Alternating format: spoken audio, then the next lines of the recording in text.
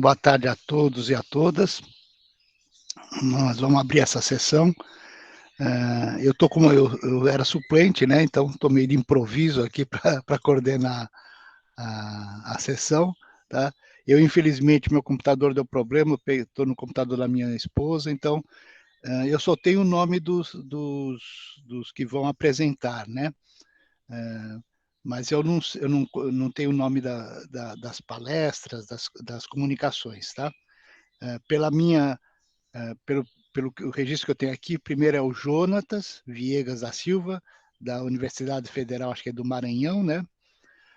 Roberto Bergamasco Diniz, da UFSCar, Josafá de Assis Silva, da Universidade Federal de Pernambuco, e Iseuda Ferreira de Lima, da Universidade Federal do Ceará. Tá certo isso? Não, eu acho que não é essa não, professor.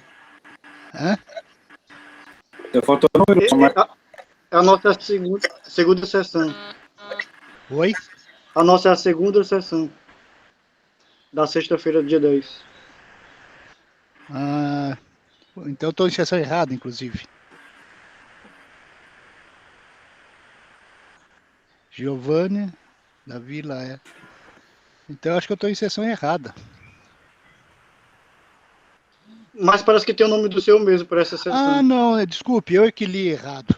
Sim. Desculpe, é Giovanni da Rocha Gonçalves, da Universidade Federal do Paraná, Davi Soares Albuquerque, da Universidade Federal da CA, eu não sei o que é CA, e José Roberto Almeida, da UFSCar, e também o Laerte Stefano, da UFAM. É isso? Isso, agora no meu caso é o UFC mesmo. É no TCA não, é só o UFC. É a UFC, Ceará, então. Isso. Tá. Bom, então tá certo. Então tô no lugar certo. Eu sou suplente. Então, acho que a gente pode começar, né? É, pelo que eu já assisti, né, e acompanhei, parece que são 20 minutos de fala, né? Depois 10 minutos de debate.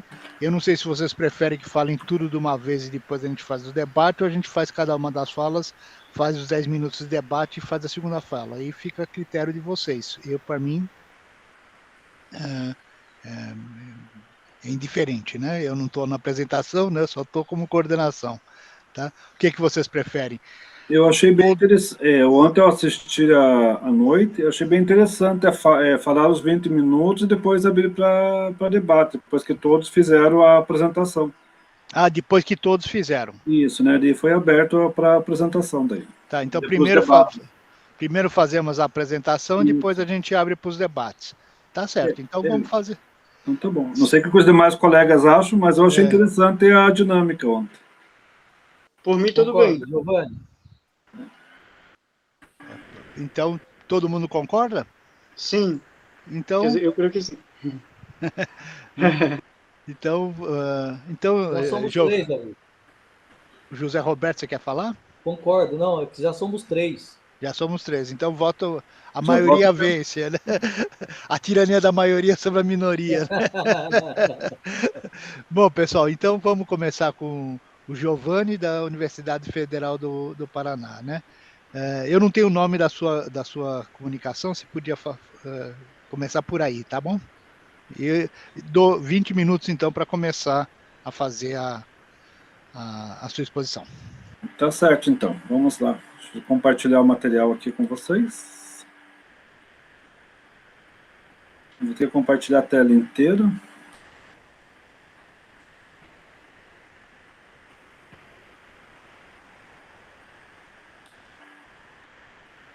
Como que está aí? Aparece para vocês?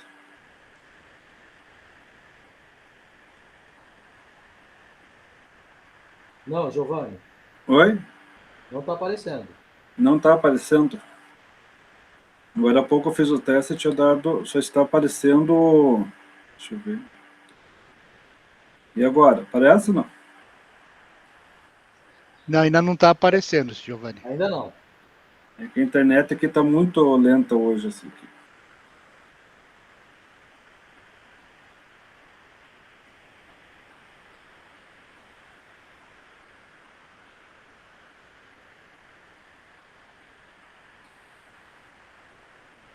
Deixa eu tentar compartilhar novamente aqui.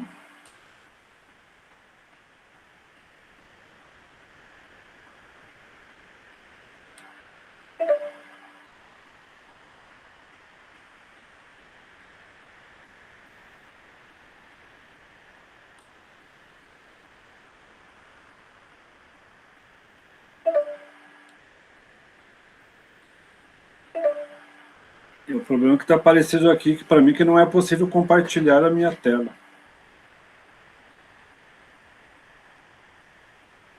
O senhor pode enviar aqui para o monitor, ele botou aqui o aviso, colocou o e-mail dele. Se eu quiser enviar para ele, ele apresenta. Então deixa... Então tá, então só aguarda um instantinho, pessoal, vou encaminhar para ele aqui, porque não está...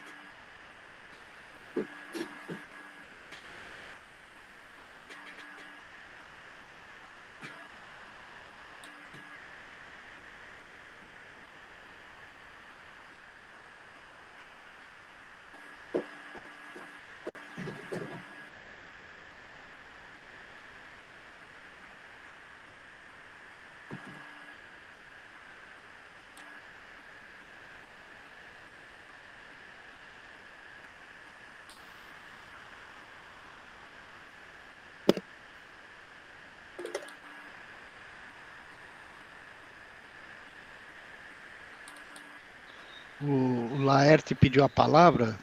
Pode falar, Laerte.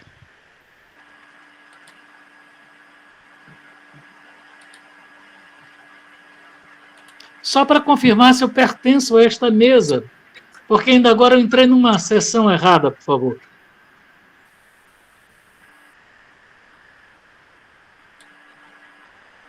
Ok, obrigado. Vinícius, eu encaminhei no seu e-mail uma apresentação. Vinícius, eu encaminhei no seu e-mail. É uma apresentação em PowerPoint e ou em PDF.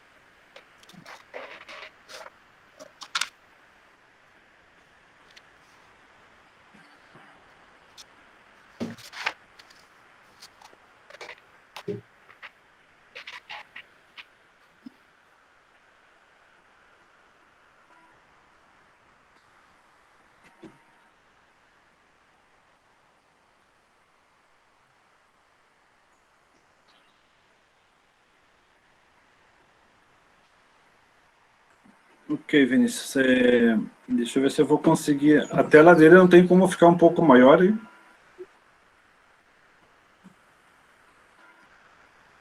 Isso, agora está ok. Eu posso iniciar, pessoal, a apresentação? Tudo bem com vocês? Tá certo, então, boa tarde, pessoal.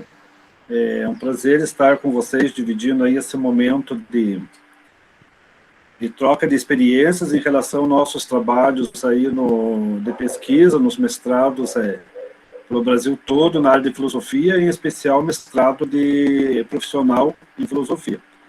O meu nome é Giovanni, eu tenho como orientadora a professora Karen Franklin da Silva, né? Então ela que está fazendo o meu acompanhamento nesse trabalho. Pode passar aí já para o tema, por favor. Esse título aí, não é o título definitivo, apesar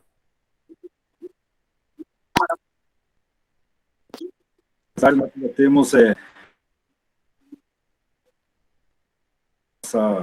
nossa dissertação, mas para ter uma ideia, então, do trabalho, o título é o seguinte, né? A importância da filosofia para o aluno do ensino médio. René Descartes, combatendo as fake news na rede social Facebook. Eu peço que faça o favor de passar para eu poder explicar aí, então, de onde surgiu essa ideia. Então, vejam bem. Como professor de filosofia, eu trabalho no estado do Paraná desde o ano de 2009, foi quando eu iniciei na disciplina de filosofia. E a partir de 2015, eu me tornei professor efetivo, né? Antes eu era professor temporário, depois eu me tornei professor definitivo. E nesse período, nesses anos aí de aula, desde 2009 para cá, chegou um momento onde que eu percebi o quanto que as fake news, elas permeavam as discussões dos alunos, coisas, logicamente, do mundo vivido por eles.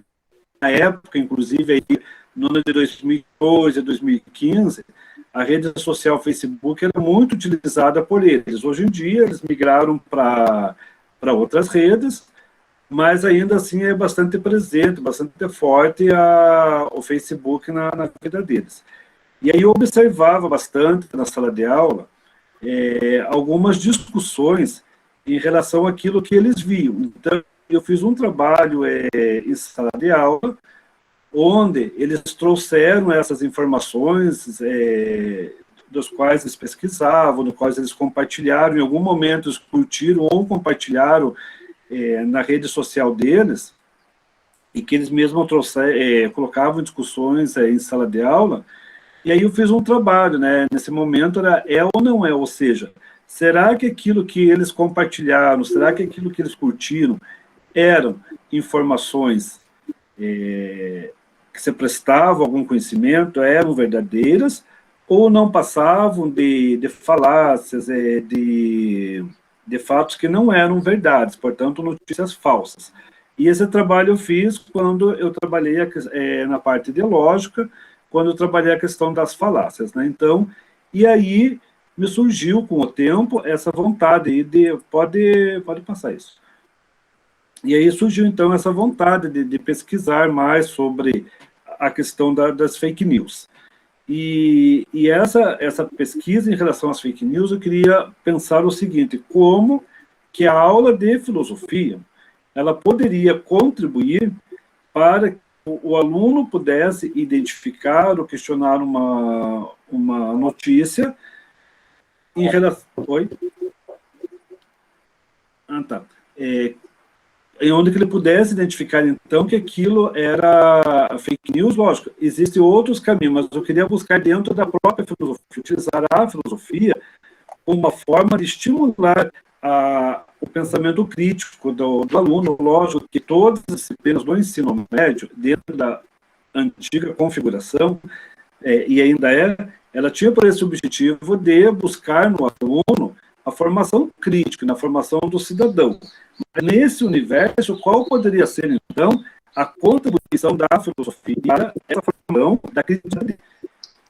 Então, a partir daí, então, eu apresentei o projeto. Nisso eu pretendia fazer a aplicação, mas no desenvolver do trabalho, da pesquisa, houve-se, por então, trabalhar com o René Descartes, né? Então, essa foi a possibilidade. Então, alguns dados, pode voltar um pouquinho antes da prática, né? Isso, uma descontextualização no primeiro dado, né? Então, título, sendo bem rapidinho, pessoal, porque vou me concentrar mais na questão de como vai se desenvolver a prática, né?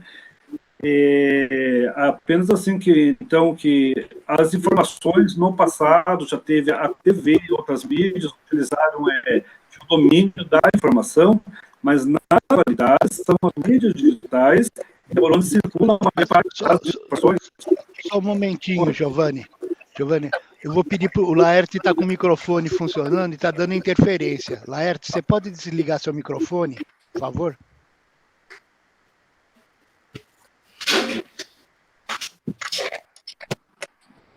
Ok. Posso continuar? Ok, então. Então, hoje em dia, né, na verdade, a pesquisa Por favor, continue, desculpe. Tá certo. Então, a partir daí, de uma pesquisa recente do ano 2020 e 2021,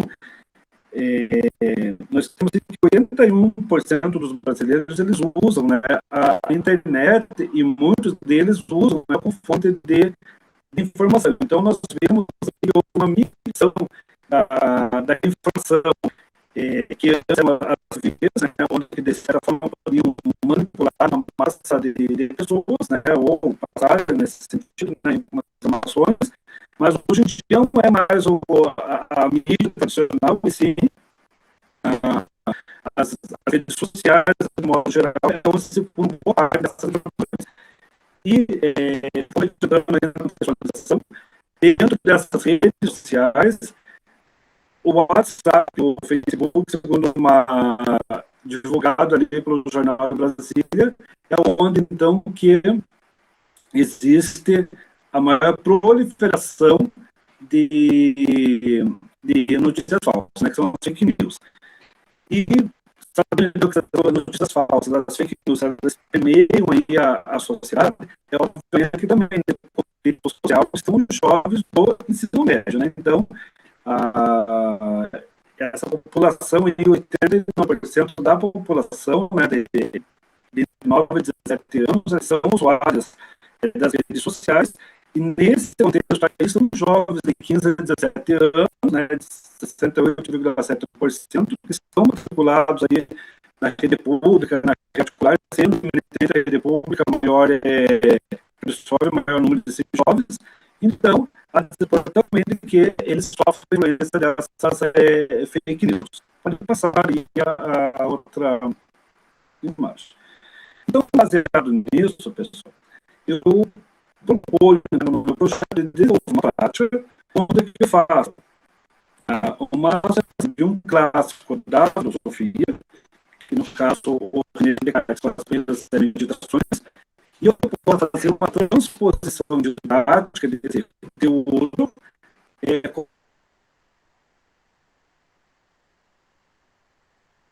conseguindo que os alunos vão se envolver realmente nesse trabalho. Né? Então, como fundamentação, né, da parte que, inicialmente, a lei de diretrizes e bases, né, que fala especificamente da filosofia no ensino médio, ela faz parte de um contexto de formação que tem outras finalidades, o aprimoramento do campo como pessoa humana, incluindo a formação ética e o desenvolvimento de uma autonomia intelectual e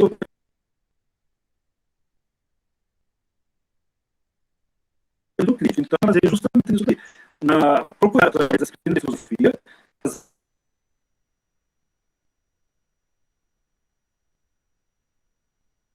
alunos vão desenvolver essa autonomia intelectual e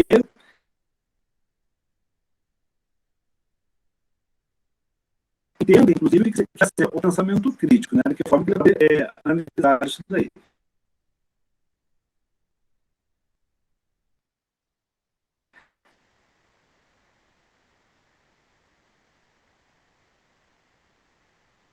Fake news.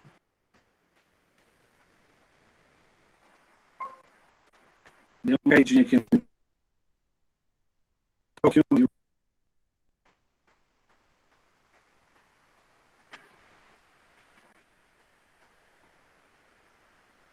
Pessoal, estão me ouvindo?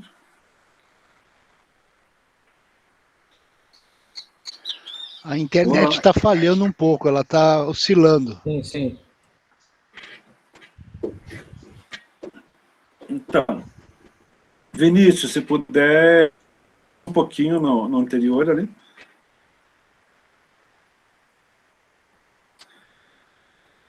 Isso, né? E como que vai se desenvolver, então, esse trabalho, né? Como que eu vou fazer esse suporte de associar um clássico da filosofia para que ele signifique algo para o aluno? Então, é através da experimentação filosófica, né?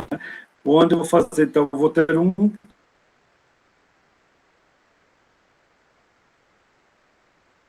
clássico da filosofia, que é o René Descartes, vou utilizar as primeiras meditações, e baseado nesse texto, eu vou promover uma prática onde as fake news vão ser objeto de estudo. Né? Então, eu vou criar com os alunos, eu vou tentar criar, pelo menos, esse é o meu objetivo, a oficina de conceitos, que tem aqui no Brasil o Silvio Galo como um dos expoentes da temática. Pode passar para o próximo.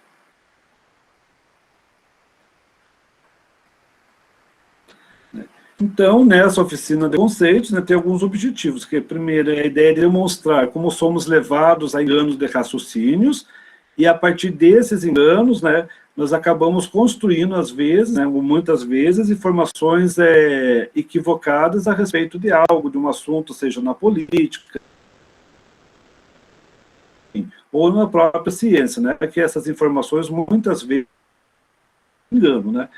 Então, essa parte eu já expliquei para vocês, que é o desenvolvimento da prática em sala de aula, vai envolver um clássico e associar com algo da atualidade, algo que é vivenciado pelos alunos, né? E o exemplo disso seria, então, trabalhar com as primeiras meditações e depois associar elas com as fake news. Pode passar para o próximo.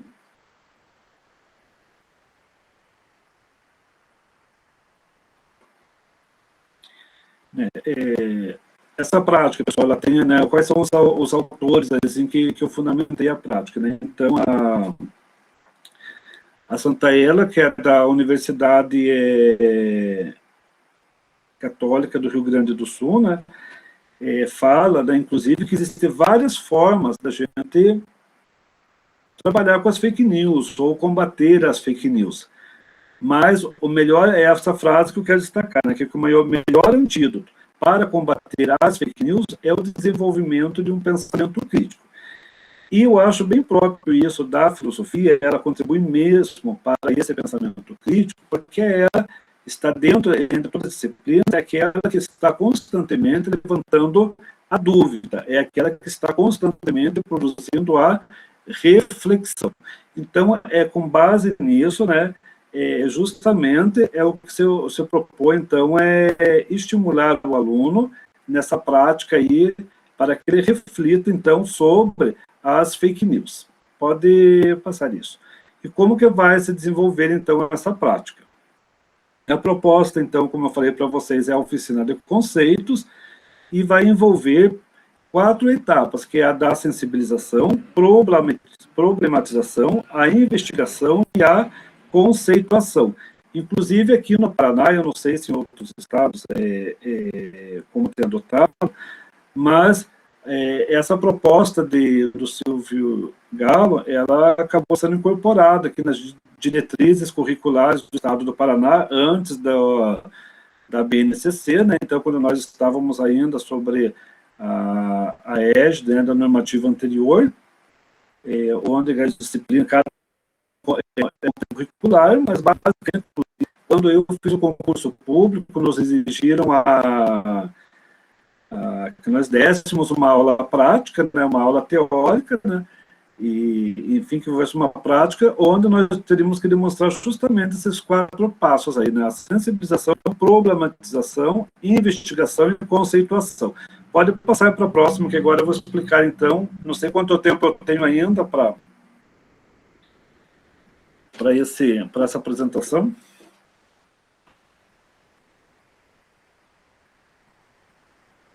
Bom, então vamos lá, né? Então, o que você constitui, então, tá, o que você constitui, então, a sensibilização? É a etapa onde a gente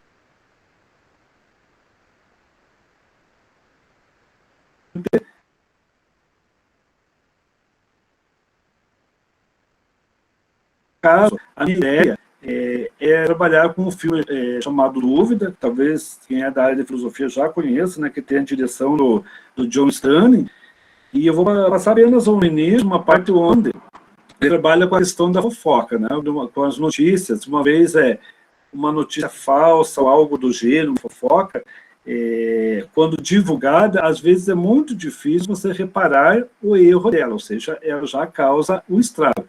Então, é justamente nesse primeiro momento aí, é chamar a atenção dos alunos para os boatos, para as informações falsas, e que eles apresentam, né, efeitos perniciosos, deletérios na vida das pessoas e na sociedade. principalmente na questão política, enfim, né, nós observamos desde 2006 como que esse fato das fake news tem uma força política muito, muito grande, né? Então, essa seria a sensibilização. A outra etapa, pode passar, seria, então, a problematização, ou seja, né, pensar nas notícias falsas como algo de que forma, digamos assim, essas notícias falsas, elas podem envolver a vida das pessoas, né? Então, consiste em transformar o tema das fake news em um problema, fazer com que os alunos não criarem ou tentar despertar neles o desejo de buscar, então, uma solução. Olha, se existem coisas falsas na sociedade, como que nós podemos, então, buscar formas neles de tentar identificar, né? De como nós vamos colocar, então, nós vamos questionar, então, junto com os alunos, se tem certeza que aquelas informações que eu vou passar na televisão, outras notícias, além daquele filme, aí outra série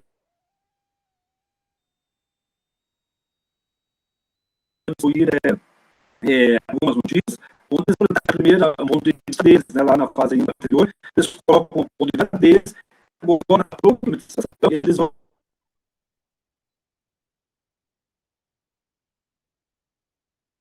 tentar identificar ou vão questionar realmente aquilo que liram, de não ter discutido aquele filme, mas ter discutido a notícia que vão ser faladas para esse filme, as notícias, e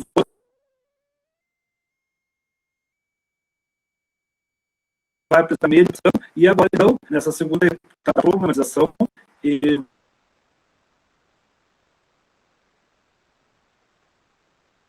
você vai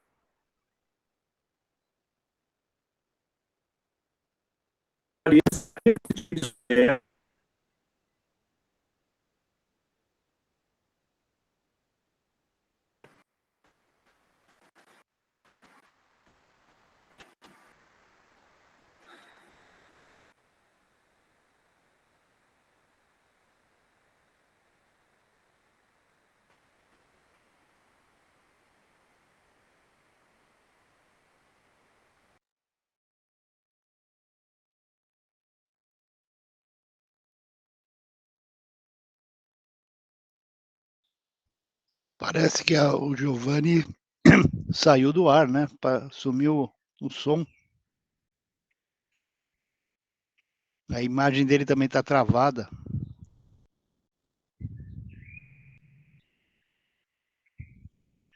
Ele caiu, né, Vinícius?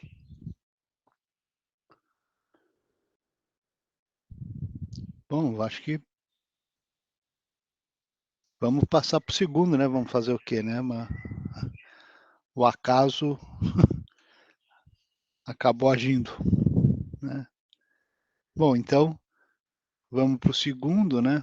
É o Davi Soares de Albuquerque, da Universidade Federal do Ceará, né? Segundo ele falou, não tem o A, é só o C, né?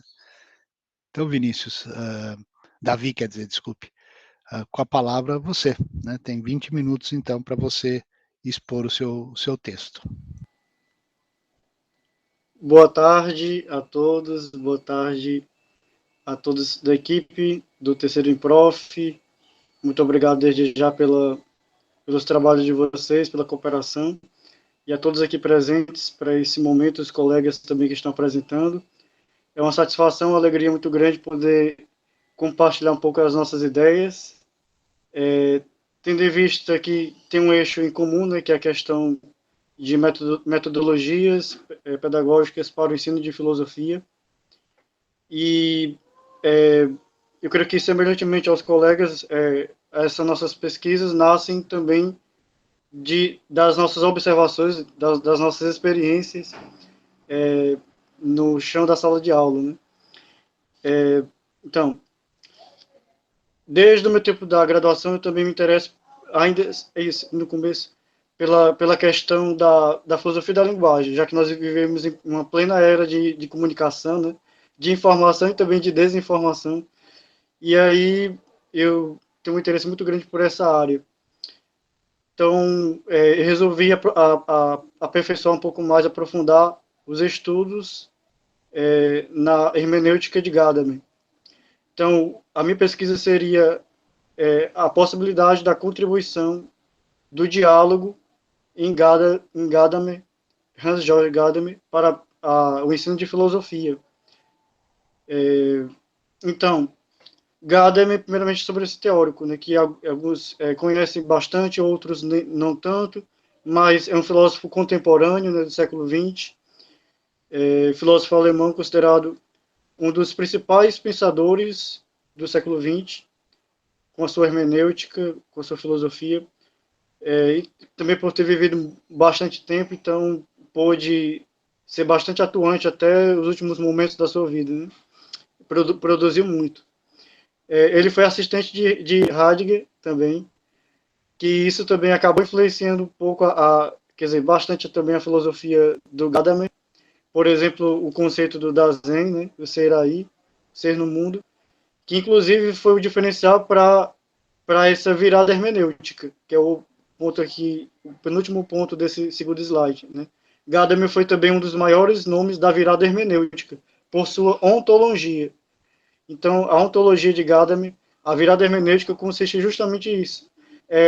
Não aquela hermenêutica tradicional que já tinha até então, já era bastante conhecida, né, de análise de textos filosóficos ou sagrados, como a hermenêutica sagrada também, a teológica, mas uma hermenêutica que também olha para a pessoa que está ali diante daquele texto. Né? É uma pessoa também no mundo, sujeita a várias experiências, que traz para aquela leitura as suas experiências, etc., né?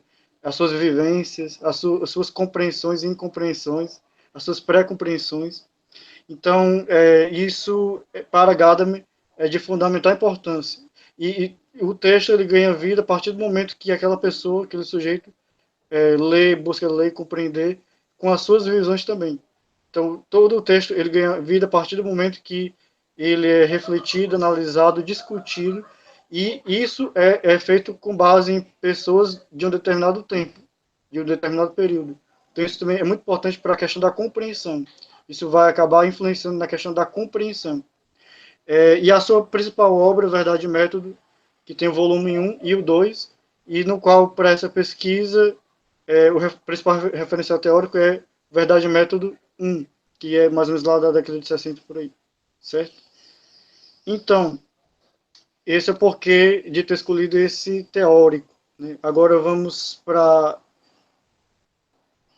porquê que dessa pesquisa ser aplicada no ensino de filosofia. Qual a importância de estudar a hermenêutica, de pensar como a gente pode trabalhar a hermenêutica, a leitura de textos filosóficos, qual a importância disso no ensino de filosofia. A necessidade de uma contribuição para a leitura filosófica, né? Primeiramente, nós sabemos que a educação no Brasil tem vários desafios, é mais assim comum a informação de que o brasileiro não tem muito hábito de ler, tudo, não é muito letrado, né? E que também a gente tem problemas na questão da leitura, desde a educação infantil, passando pelo ensino médio e às vezes até chegando também no ensino superior. Então, muitas pessoas têm dificuldade com a leitura. Então, a gente pretende também que essa pesquisa seja uma contribuição para o aprimoramento, desenvolvimento da leitura e da leitura filosófica também, além do diálogo e da compreensão. Então, a leitura acompanhada do exercício do diálogo e da compreensão. O diálogo e a compreensão a partir da leitura e das falas, né, que se permitem ouvir, escutar e falar, além da produção filosófica no ensino de filosofia. Então, primeiramente, esse projeto pretende contribuir para a questão da leitura, do diálogo a partir da leitura e também de uma produção filosófica a partir da leitura e do diálogo. O que nós podemos produzir como resultado desse processo de leitura, análise, compreensão do diálogo, e o que fica desse processo, né? O que podemos ter como transformação do pensamento, etc. E também a possibilidade da aplicação da teoria hermenêutica filosófica de Gadamer para o diálogo eficaz no ensino de filosofia. Sabemos da importância do diálogo, ainda mais nos tempos que nós vivemos, que há muitos discursos muito extremos. Então, como a gente pode equilibrar o diálogo, ter uma disposição para o diálogo e desenvolver o diálogo no ensino de filosofia. Certo? Então, essa pesquisa nasce justamente dessa minha observação, realmente da minha experiência como professor de filosofia, que eu já tenho chegando na minha primeira década. Então, o diálogo em Gadamer, né? O que seria o diálogo em Gadamer? Ele compartilha do princípio de Sócrates. Antes disso, também queria dizer que essa pesquisa ela também pode ter um caráter interdisciplinar. Claro que ela pode servir principalmente para o ensino de filosofia, mas pode ser também aplicada em outras disciplinas, né? Tendo em vista que é o desenvolvimento da leitura, da compreensão, do diálogo e de uma produção a partir disso, né? Então pode ser aplicado também em outros saberes, né? Então Gadamer ele compartilha o princípio de Sócrates, da famosa docta ignorância socrática, tendo Gadamer que ele concebeu como a negativa da pergunta, que é a abertura para novos sentidos. Então, isso é muito presente na hermenêutica. Quando a pessoa vai ler um texto, ela primeiro deve se abrir a esse texto, né? Dizer fazer essa pergunta. O que esse texto está querendo dizer? O que é mais importante? Qual o sentido? O que é que o autor quis dizer? Qual é a mensagem principal que nós podemos compreender a partir disso que está sendo comunicado, né, nesse texto? Então, é necessário, é fundamental essa abertura. Então, a pergunta, ela já tem, sim, uma negatividade, né? O que é? O que seria? Do que se trata? O que significa? Qual o sentido disso? Então, está sempre aberto a esse aprendizado. A dimensão da pergunta em Gadamer, de certo modo, compartilha também da dialética hegeliana, pois ideias contrárias também nos impulsionam a pensar mais e ter uma visão ampla. O saber é fundamentalmente dialético. Então, Gadamer também ele tem essa preocupação dialética. É necessário ter também uma democratização das falas, né? Ouvir as falas, desde que haja um princípio de respeito, né? De abertura também, né? Para as falas, para ouvir e para também dizer o que se pensa. Então é necessário que todos possam participar desse processo ou sejam oportunizados nesse processo, que sejam ouvidos, que também possam saber ouvir e assim, a partir disso chegar a novas compreensões. Mas é necessário também ter, claro, que o bom senso, o equilíbrio e também o respeito é fundamental. Sendo que a gente vê na atualidade muitos ruídos em relação a essa questão do diálogo, né? Gadamer propõe a leitura que se complementa pelo diálogo, e o diálogo que tem como base a leitura, assim em leituras e diálogos anteriores. Então, o texto ele já é fruto também desse processo dialógico. Assim como também a teoria do Gadamer, ela dialoga com outras teorias, como nós vimos, né? Sócrates, Platão, Hegel, enfim, Heidegger. E, assim, o texto ele também é fruto de um processo, né? A leitura, o texto, e inclusive para a escrita há um processo mais rigoroso, né? Geralmente quando nós iremos escrever, digitar algum texto, alguma coisa, nós pensamos bem o que será colocado ali, porque aquelas palavras serão mais permanentes, diferentemente de um discurso que você fala e a palavra simplesmente já passou, né? A não ser quando fica assim gravado e tudo, mas numa fala informal, digamos assim, no dia a dia, as falas tendem a se sumirem, né? Mas um texto tende a ser mais impresso o seu sentido, né? Então, o texto já é fruto desse processo dialógico, de outras falas, de outras vozes, de outras experiências, de outros textos, né? de outras leituras, de outras compreensões, e que resultarão também em novas leituras, em novos textos, em novas compreensões, em novas escritas, em novas produções filosóficas, né? Os nossos alunos também serão aí os leitores, né, os escritores, os produtores filosóficos de filosofia dos próximos tempos, né? Então, a filosofia de Gadamer também pode dialogar também com a perspectiva freiriana. O diálogo imprime à consciência o que fora dito e escutado entre os interlocutores, produzindo sentidos posteriores, como eu acabei de falar, né? Paulo Freire ressalta a importância do diálogo como socialização mais produtiva do que a subjetivação das ações. Então, o diálogo é por si mesmo algo sociável. Ele requer uma sociabilidade, requer essa dimensão social, né? essa dimensão participativa, cooperativa. Então, requer também esse lado humano, social.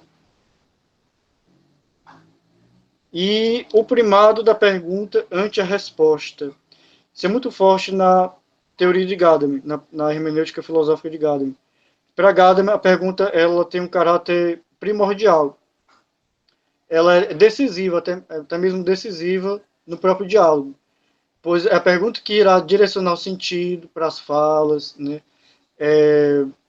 O sentido para novas perguntas, para novas respostas, para o direcionamento do que se está debatendo, para novas compreensões também.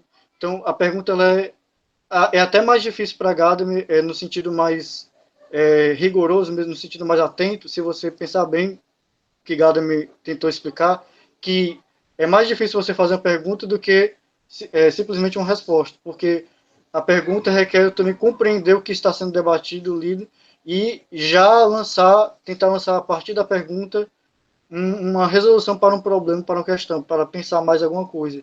Então, ela é mais rigorosa por si mesma do que a própria resposta em si mesma, né? O interesse de Gadamer pela pergunta ganha uma importância amplificada, considerando-a primeiramente como primado ante a resposta.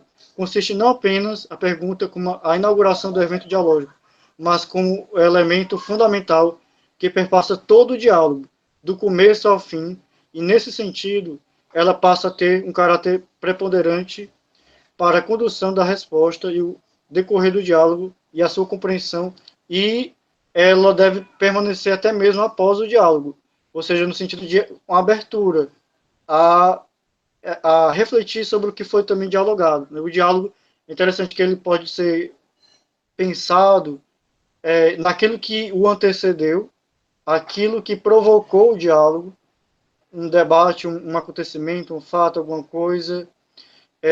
Então, ele tem sempre algo que o antecede, ele tem o seu desenvolvimento, o seu momento do diálogo mesmo, das ideias, do debate de ideias, e inclusive o diálogo nasce com a pergunta, né, o que é tal coisa, o que é tal, pelo desejo de conhecer, de saber, e ele deve terminar também com essa pergunta, o que foi debatido, o que foi dito, o que eu disse, o que disseram, né, o que eu ouvi, o que eu percebi, o que eu compreendi. Então, a pergunta, ela permanece também até mesmo após o diálogo ser vivenciado.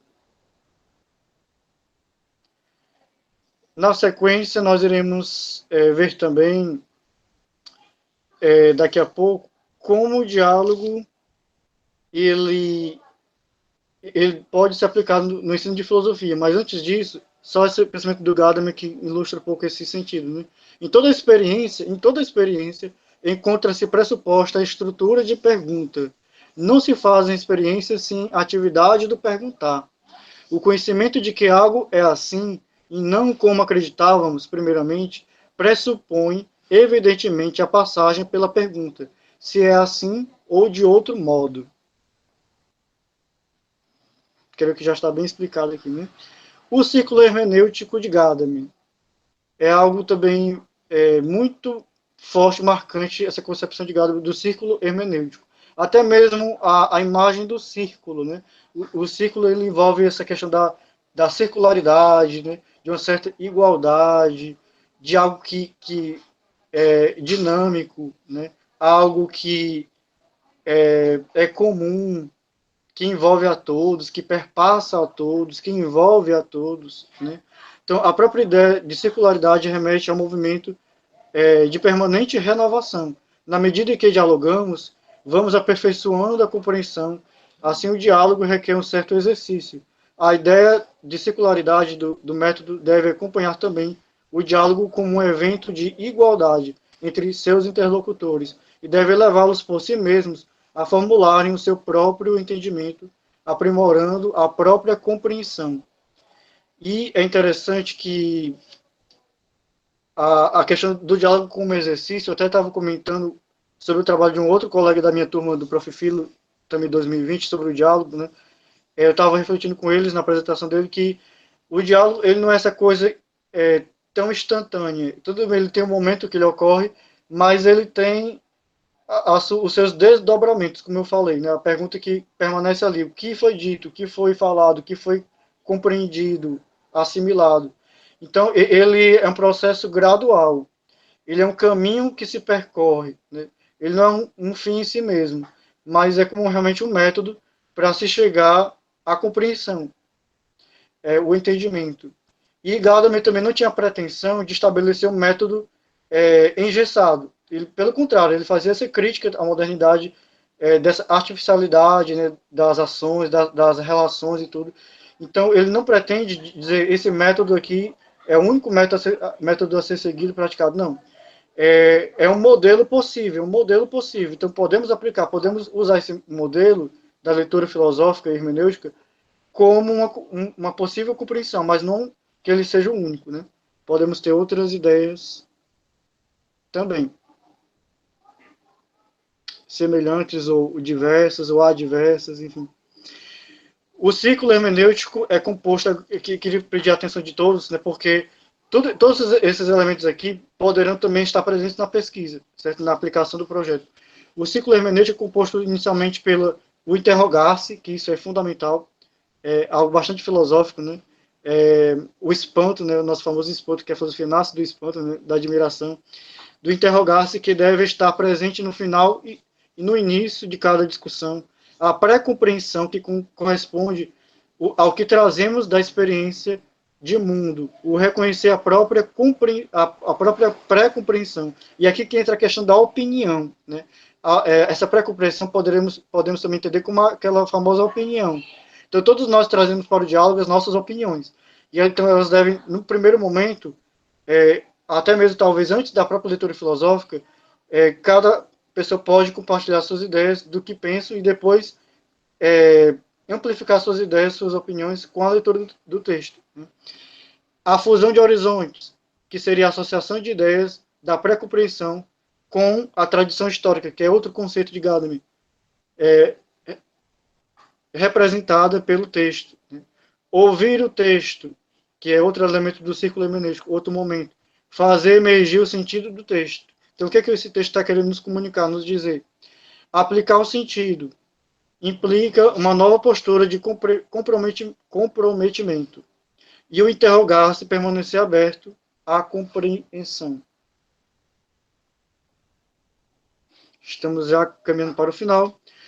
A compreensão, a universalidade do sentido não consiste no aprisionamento.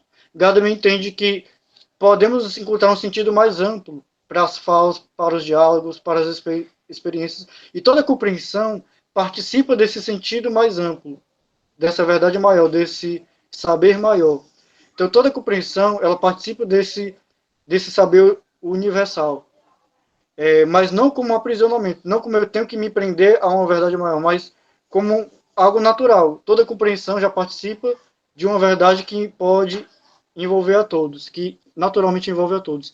Mas uma unidade de sentido, apesar das mais diversas formas de compreensão, a partir de um ponto, todavia, sem se desconectar do sentido do que se pretende compreender. Isso é fundamental na hermenêutica, né? Ver o texto e ver o que está se dizendo e não sair também do que está sendo dito, né? E sim por buscar uma sintonia com essa verdade, que envolve a todos e que alcance cada vez mais a sua plenitude quando se há a manifestação dessas compreensões.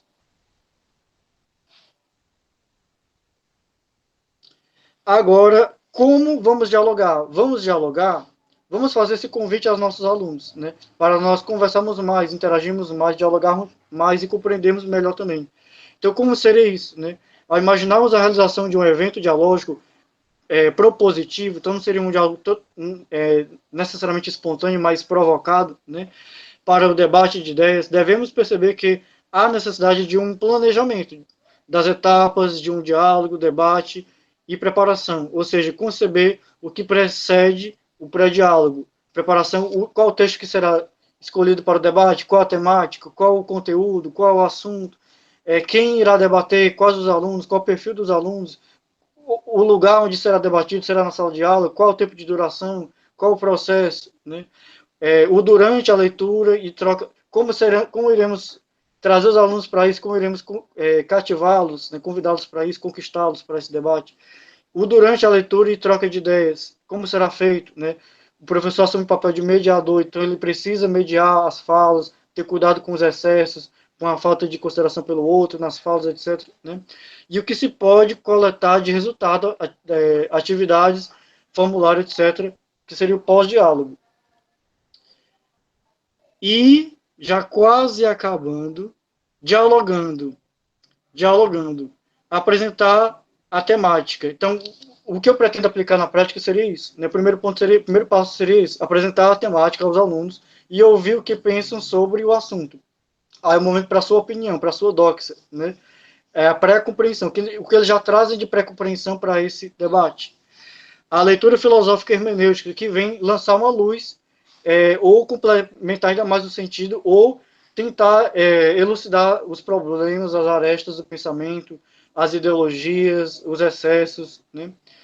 E o debate de ideias a respeito do sentido do texto, onde cada fala pode complementar o pensamento do outro, aprimorar, desenvolver e até modificar a forma de pensar uns dos outros.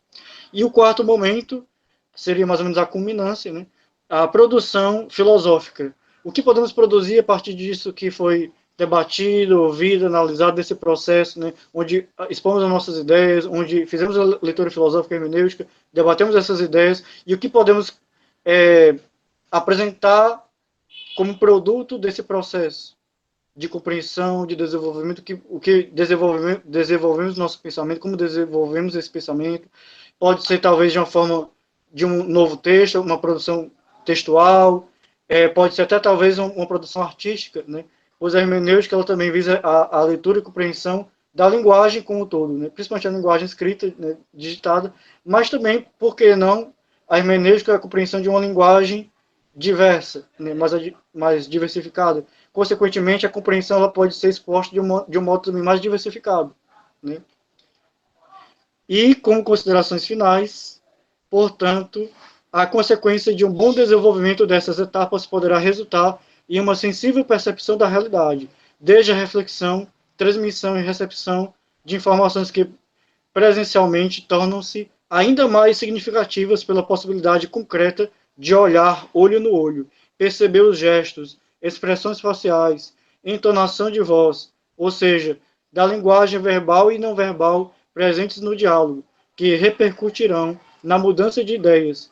Esperamos que o diálogo, na perspectiva gadameriana, possa servir como contribuição como contribuição eficaz para o ensino de filosofia. É isso, muito obrigado a todos.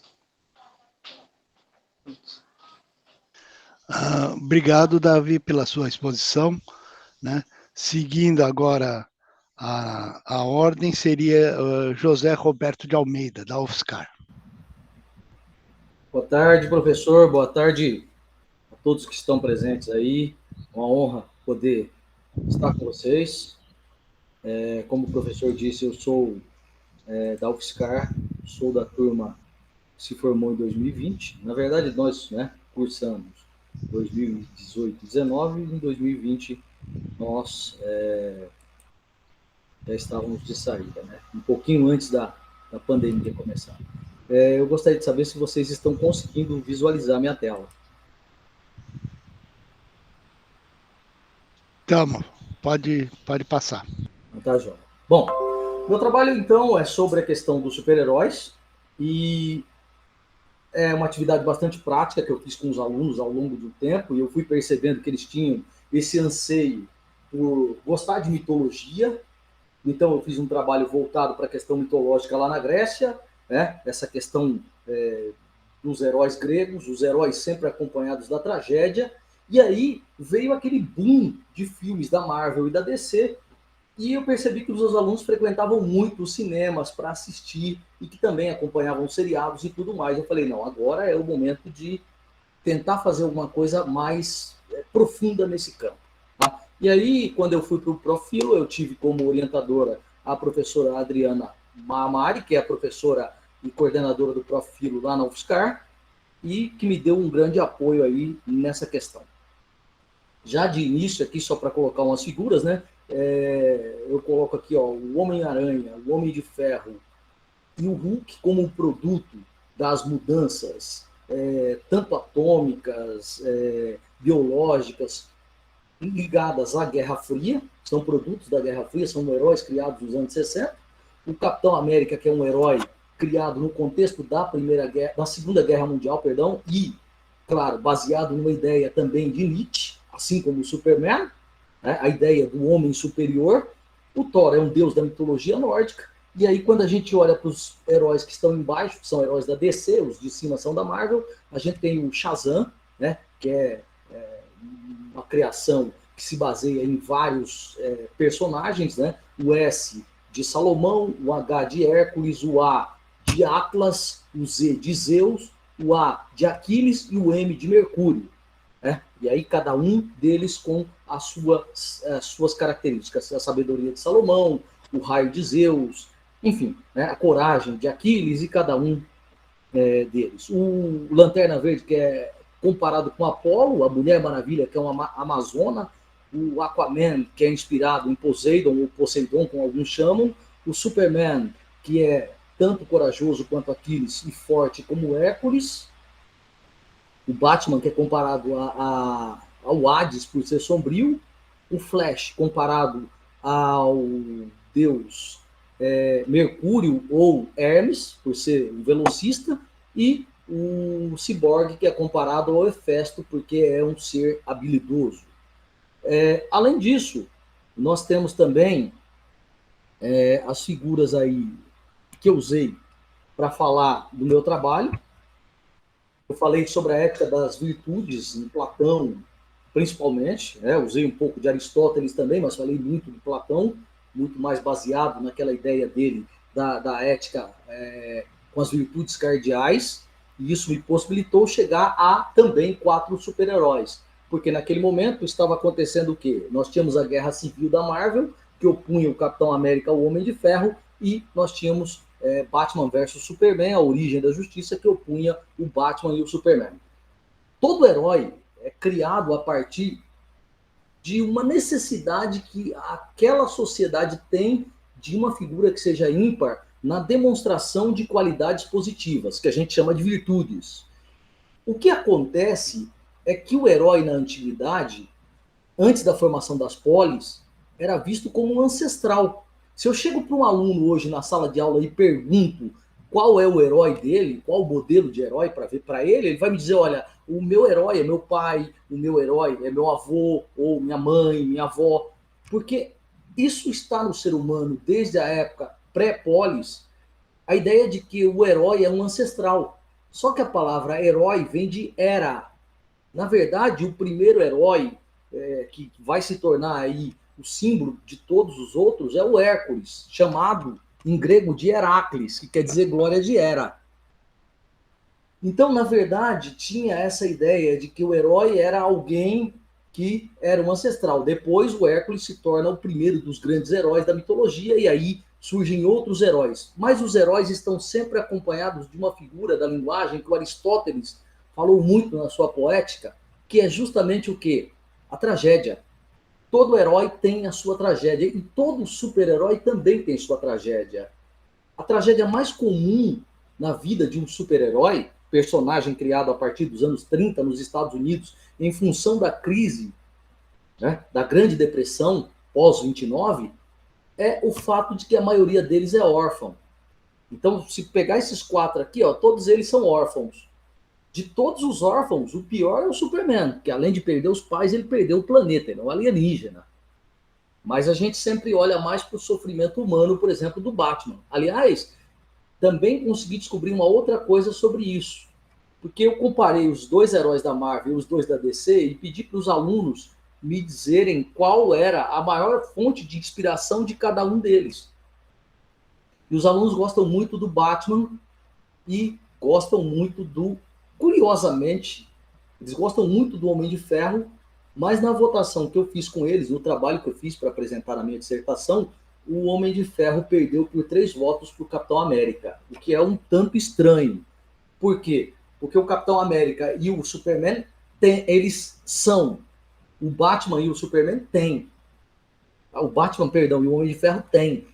Essa ideia de sucesso econômico é muito forte. Inclusive, ao lidar com esse tipo de trabalho, a gente tem que tomar um cuidado muito grande, porque tem vários tipos de ética que podem ser analisados, desde a ética das virtudes ou a ética utilitarista, mas também a questão de que é um produto do capitalismo e que isso acaba, de alguma forma, gerando vícios consumistas. Né? Mas deu para fazer um bom trabalho porque os alunos se conscientizaram de que a gente tinha que olhar o outro lado dessa questão. Bom, então, para Platão, o herói, na verdade, é fruto de um eros, é o desejo entre um deus e uma mortal, ou entre uma deusa e um mortal. Já falei aqui do Hércules, né, que é filho de Zeus com Alquimena, então um deus e uma mortal. Então essa ideia se mantém na filosofia de Platão. Já na mitologia, o Heracles ou Hércules era tido como glória de Hera, porque na verdade ele era fruto de uma traição. Os heróis, para nós, são seres com capacidades positivas, onde a que mais se destaca será a coragem. A gente tem que voltar nos gregos e olhar que eles diziam que a coragem era a mãe de todas as virtudes, né? No Aristóteles isso vai ser dito, e essa coragem, então, tem que ser perpassada aí em cada um desses personagens. Claro que a gente tem que tomar um cuidado, porque é um tema que desperta muita paixão, não só por parte dos alunos, mas também quando você começa a pesquisar, você começa a se apaixonar pela literatura. Né? Eu sempre li quadrinhos desde criança, sou um leitor contumaz, mas isso também me deu experiência para saber lidar com o tema com os alunos. Porque eu conseguia trabalhar essa questão da origem dos personagens e mostrar para eles, olha, até um determinado momento, quando ganha o poder, ainda há arrogância. A gente vê muito isso no Homem-Aranha. Ele ganha o poder e ele se torna uma figura arrogante. E aí ele passa por uma tragédia, porque ele já não tinha os pais, ele era criado por tios. E aí aparece o quê? Um ladrão que ele não freou e que, na verdade, trouxe o fim ao tio dele. O tio Ben é morto por um ladrão que ele poderia ter evitado que estivesse na rua se ele tivesse agido. Então é por isso que o Homem-Aranha se torna uma figura cuja filosofia por trás, cuja ética por trás do personagem é muito grande. A ideia do que com grandes poderes vem grandes responsabilidades.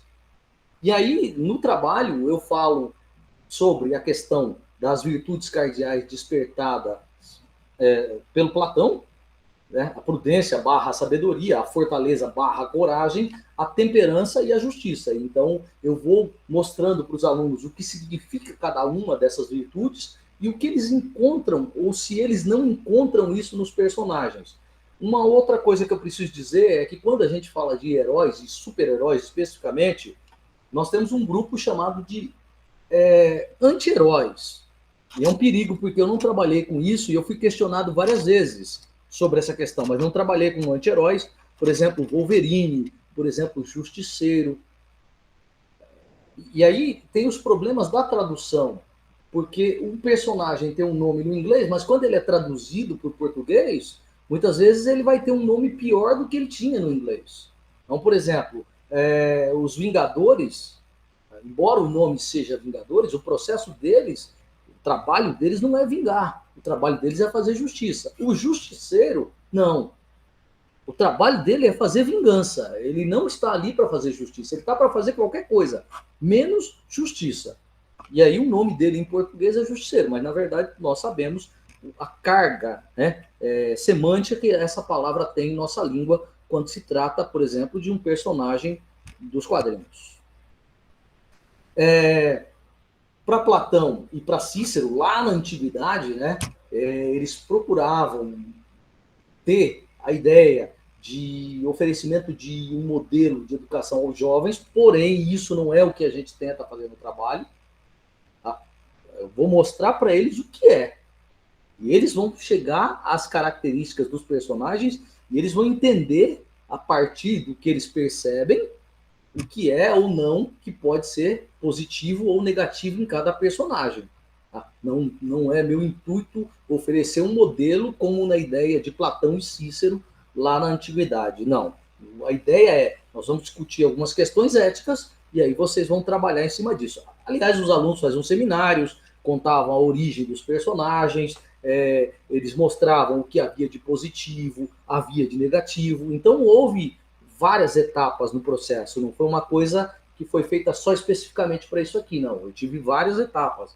Falei da mitologia com eles, vamos pesquisar a mitologia, vamos entender como funciona o personagem, e aí a gente chega do herói ao super-herói.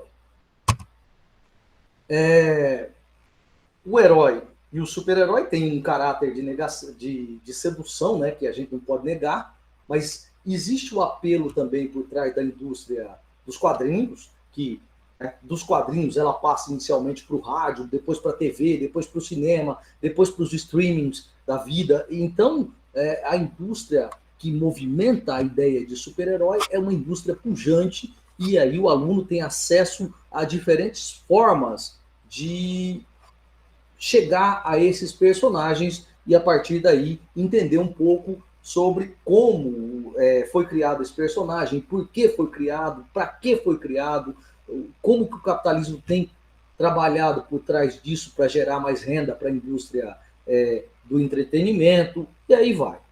Os super-heróis são criados nos anos 30, o primeiro super-herói é o Superman, já é, curiosamente, criado por 2 judeus, usando a ideia do Nietzsche, de homem superior, de Übermensch, porque o nome dele vem a partir daí. A Marvel depois vai fazer a mesma coisa com o Capitão América, embora ele seja um herói patriota, mas com aquele apelo também iluminista, porque ele é o sentinela da liberdade, e nós sabemos que os Estados Unidos se tornaram independentes a partir de uma ideia que é iluminista, de liberdade, igualdade e fraternidade.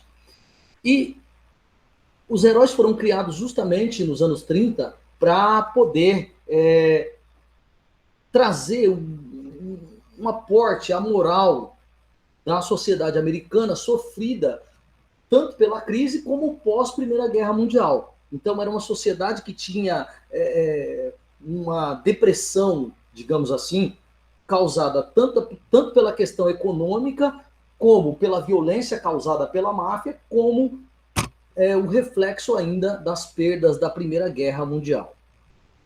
Esses super-heróis criados a partir daí trazem o ideal de justiça. Mas o que é o ideal de justiça?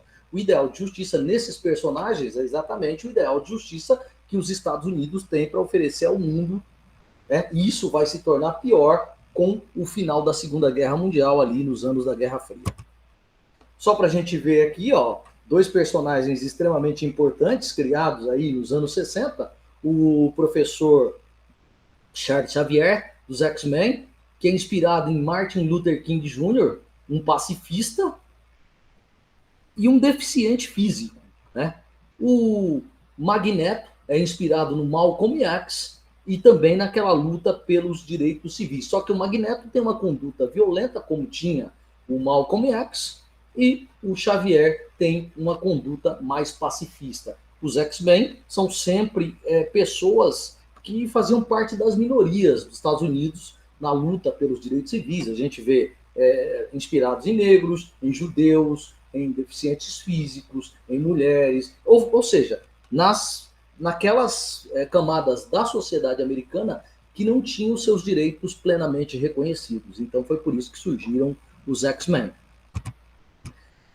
O Capitão América e o Homem de Ferro vão lutar nessa guerra civil, vão criar até um filme. Na verdade, eles estão representando nos quadrinhos a guerra civil que aconteceu lá entre os Estados Unidos da América e os Estados Confederados da América, onde os Estados Unidos da América, o norte, defendia uma mentalidade burguesa, liberal, e o sul era uma mentalidade mais conservadora, querendo a manutenção da escravidão e tudo mais. Tanto é que depois da Guerra Civil surge a Ku Klux Klan, uma organização racista, enfim, violenta. E, curiosamente, embora o norte dos Estados Unidos fossem industrializados e o Homem de Ferro seja industrial, na verdade, quem representa na HQ e no filme a mentalidade do norte é o Capitão América. E o Homem de Ferro representa uma mentalidade mais conservadora, como houve no sul durante a Guerra Civil. Os super-heróis são exemplo de inspiração, de diversão, de entretenimento. Eles têm seus poderes, criam uma fantasia jovem, né, na imaginação. Geralmente os adolescentes se encantam e se identificam com isso, mas hoje os quadrinhos não são mais um assunto para criança. Os quadrinhos já têm quadrinhos com histórias muito adultas, que só pessoas que têm um certo nível de conhecimento conseguem ler e entender o que está sendo dito ali. Por isso é que não é mais uma coisa só para adolescente. Já houve uma maturação também nesse sentido.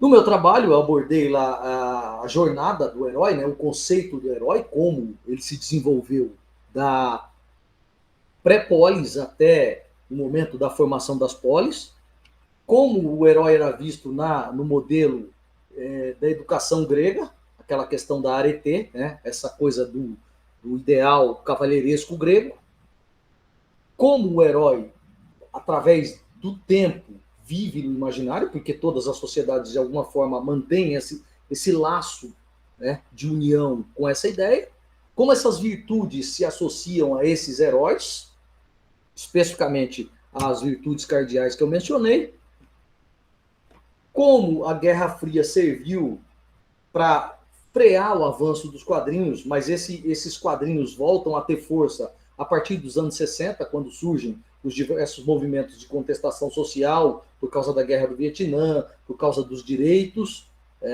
civis, e como a filosofia se associa nas superaventuras para permitir que haja aí uma união de conceitos entre a ética e a filosofia, e isso possa, de alguma forma, ser levado de uma forma mais suave para o aluno, e que o aluno possa entender e possa se divertir ao mesmo tempo em que ele está observando estas questões. Porque como ele usa isso em casa, ele tem, né, acesso na internet, em streamings, enfim, várias coisas, fica mais fácil para conseguir fazer um trabalho, porque quando a gente fala disso, eles já sabem, tem lembranças dessas aventuras. As referências que eu usei são várias aí, tá? E eu deixo o espaço aí para vocês, caso queiram fazer alguma contestação aí, perguntar algo. Não sei se foi muito claro aí em alguma coisa. Se tiver alguma coisa a perguntar, tá tranquilo. Obrigado, José Roberto, pela exposição, né? Na sequência, depois, no final, nós vamos ter o debate, né? Assim que acabar todas as exposições, aí a gente vamos fazer o debate, tá bom? Tá certo. Né? Então, agora, o Laerte, de Stefano, né, da Universidade Federal do Amazonas. Tá? Por favor, a palavra é sua.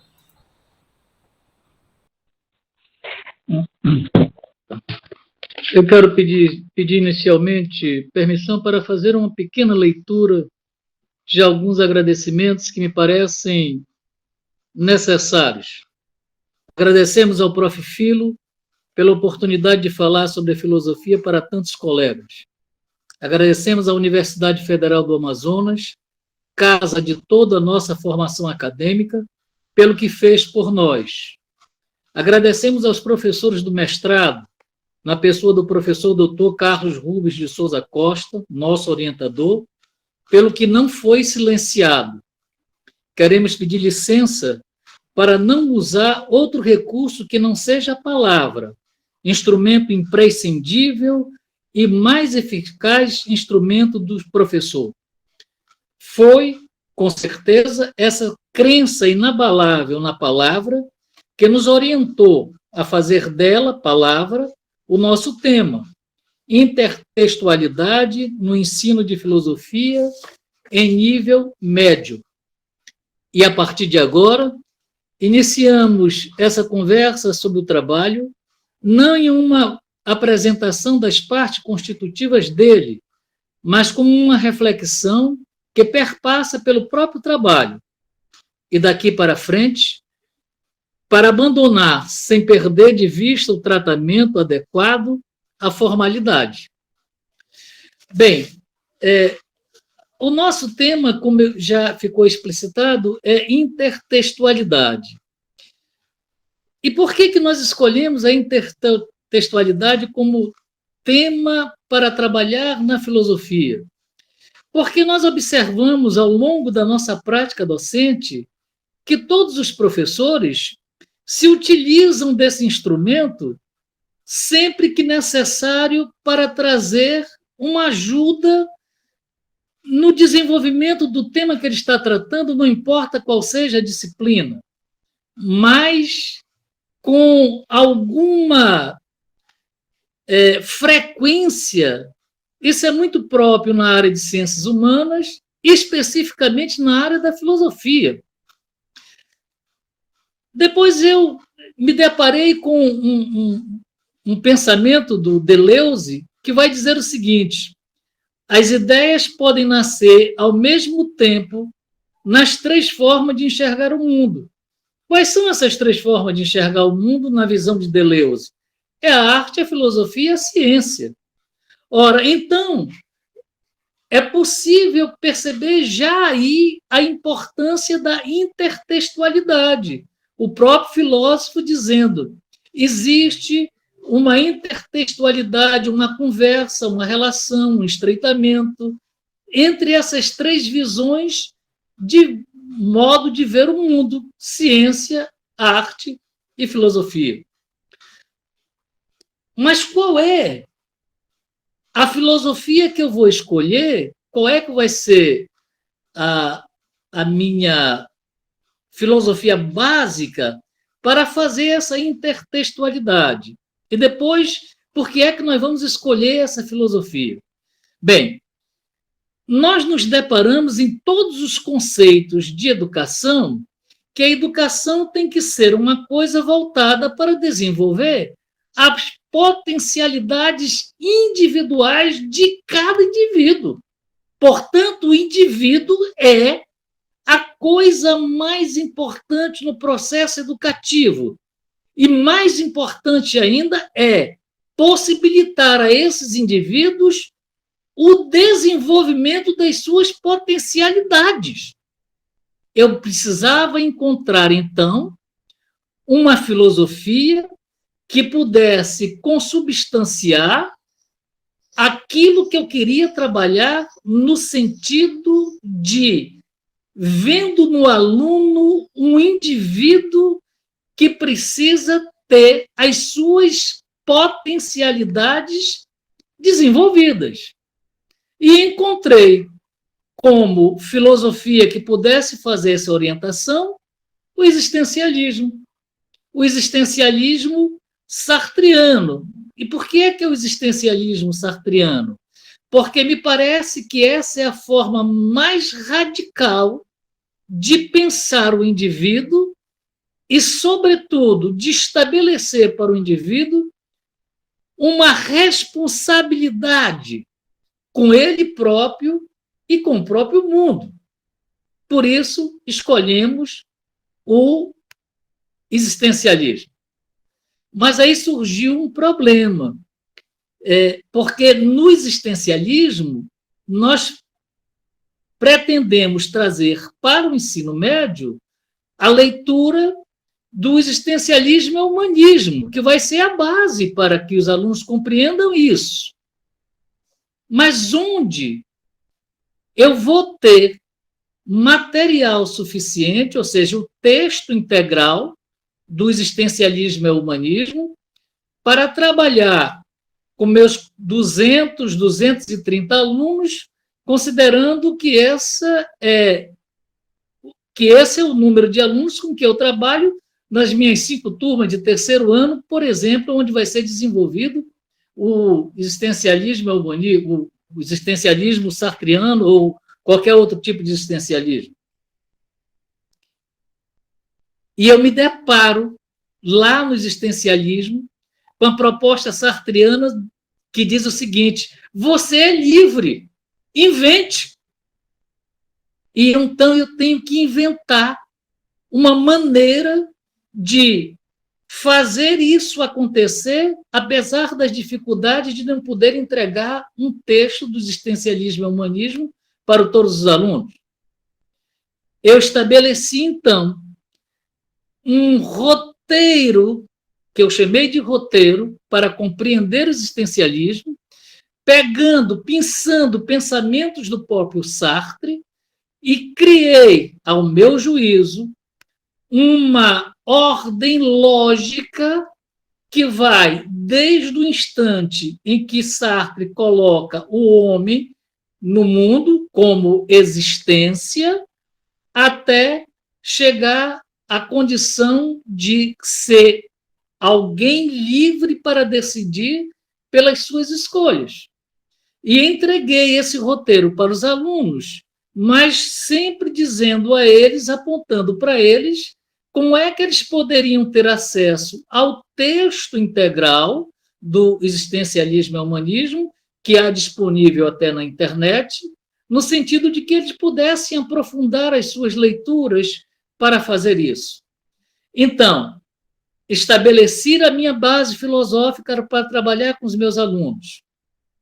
E estabeleci uma inventividade no sentido de conseguir superar a problemática de não ter material suficiente para entregar a cada um deles. Mas aí eu tenho que falar da intertextualidade e o que é que eu vou escolher como sendo essa coisa da intertextualidade, qual a importância disso nessa proposta que nós oferecemos como proposta educativa, no sentido de trabalhar o existencialismo nas escolas públicas, sobretudo nas escolas públicas, a nível médio.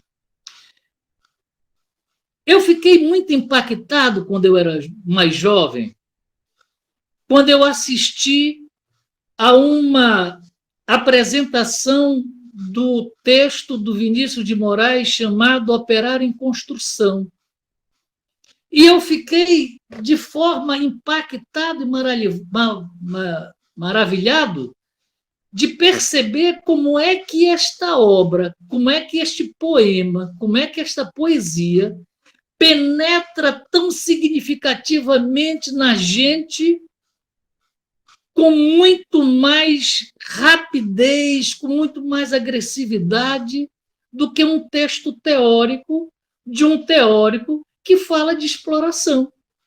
E eu disse, puxa vida, mas como é que a arte é uma coisa tão importante na hora de você fazer essa transmissão de um conteúdo que você precisa dar ênfase naquilo que você quer transmitir.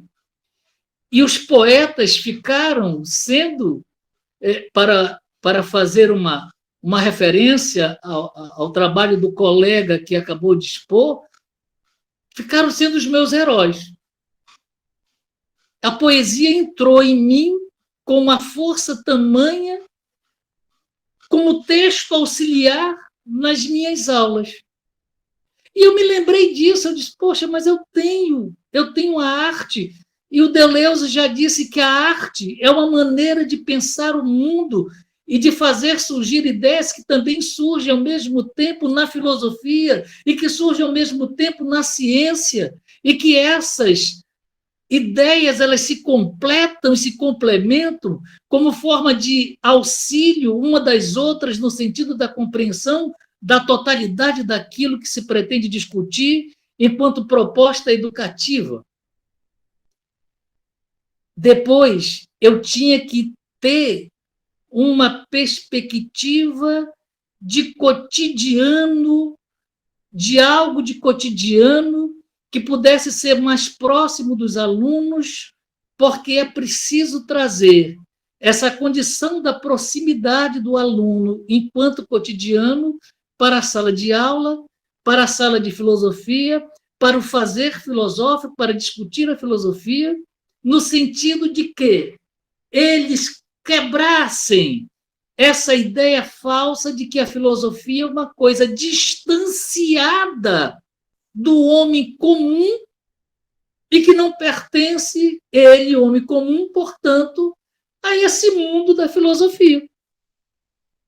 E eu pensei em um poeta popular, em um poeta que pudesse ter essa cotidianidade para trazer para o auxílio dessa prática filosófica que eu pretendia fazer com meus alunos.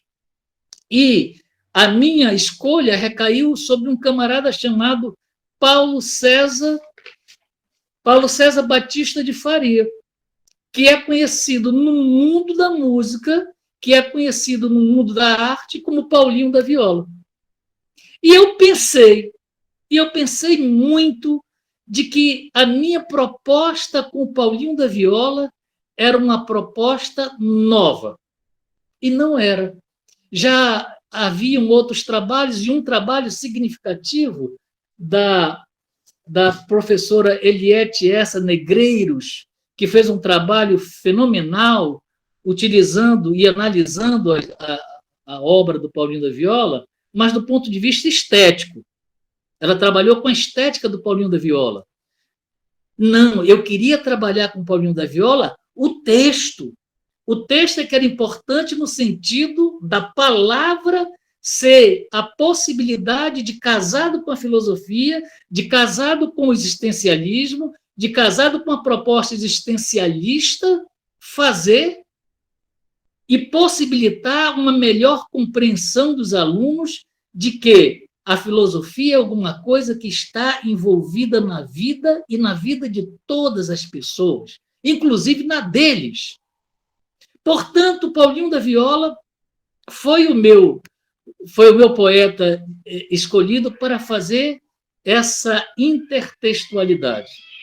Mas eu não havia percebido, e só me apercebi disto quando eu penetrei a fundo na obra e na leitura dos textos desse magistral poeta popular chamado Paulinho da Viola, e eu descobri, com rara felicidade, de que o Paulinho da Viola, os textos deles se casam perfeitamente na proposta existencialista. Mas eu quero advertir aqui aqueles que possam pensar que eu esteja dizendo que o Paulinho da Viola é um existencialista. Não poderia afirmar isso, porque não fiz uma conversa com ele, não fiz uma entrevista com ele, não perguntei se ele efetivamente é existencialista, conhece essa proposta, se... Não é isso. Mas os textos dele, por serem textos que abordam a cotidianidade e abordam, aí sim, um aspecto importantíssimo na nossa descoberta. Todos os textos dele abordam numa perspectiva individual, de indivíduo. E, nesse sentido, essa proposta ela é extraordinária para fazer uma relação, uma intertextualidade com a proposta existencialista e com a proposta existencialista, sobretudo, do existencialismo sartriano. Essa condição de falar individual que é estabelecido na obra do Paulinho da Viola, e nós utilizamos 10 textos dele para a proposta, causou em mim a mesma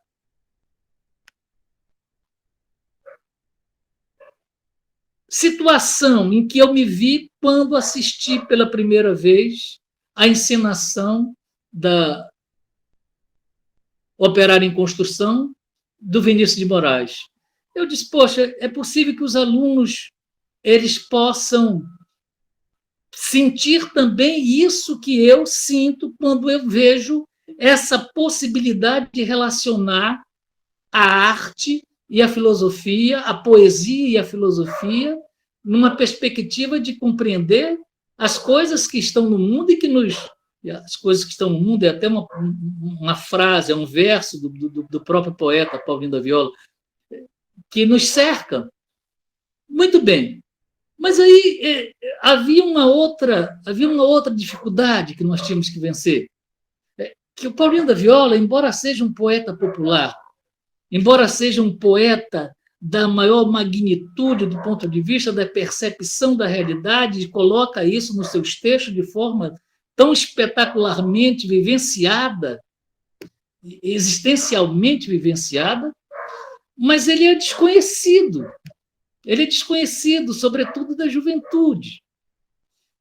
Esse é um outro problema que eu precisava resolver. E penso que, nesse sentido, também há uma contribuição cultural que é de levar para a população estudantil, para os estudantes, enfim, um outro nível cultural, uma outra perspectiva da estética, uma outra perspectiva de texto construído a partir de um poeta popular, de um artista popular, que tem uma preocupação visível de explicar as coisas e o mundo sem crendices, sem situações outras de apelar para o misticismo, mas trazendo uma tentativa de racionalização sobre os problemas e sobre os temas da cotidianidade. Essa descoberta que eu fiz a partir do estudo e do cotejamento da obra do poeta com o texto, o existencialismo e o humanismo, criaram em mim um ânimo novo de poder fazer uma aula, de poder fazer e apresentar para a educação dos meus alunos uma proposta que pudesse superar obstáculos e que pudesse trazer para sala de aula a ideia de que a filosofia é uma coisa que participa da vida deles, sobretudo como escolha, que é a proposta básica do existencialismo. As escolhas, nós fazemos escolhas. Então, essas escolhas estão muito presentes nos textos do Paulinho da Viola, de como nós estamos constantemente fazendo escolhas e como nós temos que conviver com essas escolhas. Nesse sentido, o nosso trabalho do existencialismo e humanismo, relacionado com o texto do Paulinho da Viola, é que vai fazer essa intertextualidade que, na minha percepção, ao meu ver, representa uma coisa significativamente significativa no processo educativo. Que o existencialismo que coloca essa condição de responsabilidade para o indivíduo, eu posso fazer um paralelo pedagógico com o próprio aluno. Eu digo, escuta, você escolheu ser aluno. E os alunos podem dizer para mim, como dizem alguns, não, nós não escolhemos. Nós fomos mandados para a escola pelos nossos pais. E eu digo para ele, muito bem, quando você não escolhe na perspectiva do existencialismo, ainda assim é escolha. O fato é que você é aluno, mas você pode escolher que aluno você quer ser. Qual é o aluno que você quer ser? Você quer ser um aluno relaxado? Você quer ser um aluno medíocre? Ou você quer ser um aluno, ou seja, aquele que busca, a partir dos seus estudos e na relação com seus colegas e com seus professores, na relação com o próprio conhecimento, se transformar nisso, que é uma proposta que só depende da sua escolha.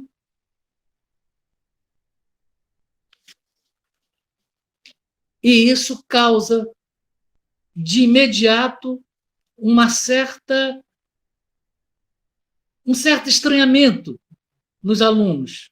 Mas, ato seguinte, eles conseguem perceber que existe uma relação daquilo que está sendo colocado pelo texto filosófico e pelo texto da poesia, e com a própria vida dele, ele começa a pensar que ele sim faz escolhas, e que ele pode fazer escolhas, e que ele só pode fazer escolhas porque ele é livre para escolher, e pode escolher, inclusive, a própria liberdade. Nesse sentido, o trabalho se reverte, e aí, numa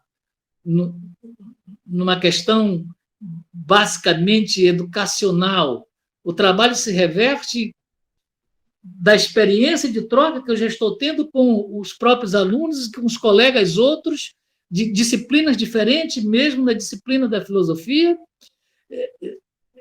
Esse trabalho se configura com uma importância de fazer o aluno despertar para a sua própria individualidade. Como é que eu estou aqui? Como é que eu cheguei aqui? O que é que eu quero me tornar a partir disso aqui em que eu estou? E essa contribuição, que deveria ser uma contribuição que nós deveríamos levar para uma experimentação na sala de aula, ela foi impossibilitada de ser feita pela pandemia.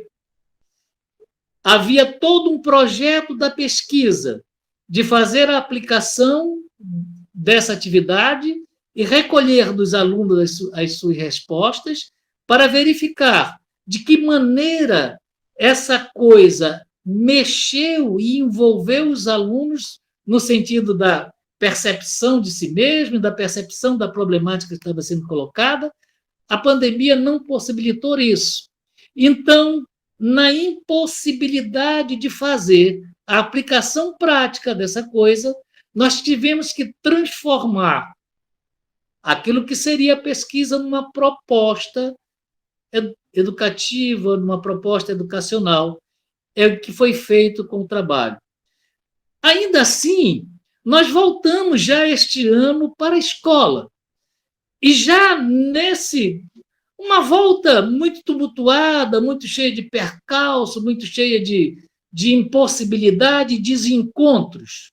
Não foi possível aplicá-la de forma objetivamente como deveria ser feita. Ainda assim, fizemos a aplicação com os alunos tão somente para que eles identificassem, a partir de uma obra, a partir de um texto do Paulinho da Viola, a questão da escolha.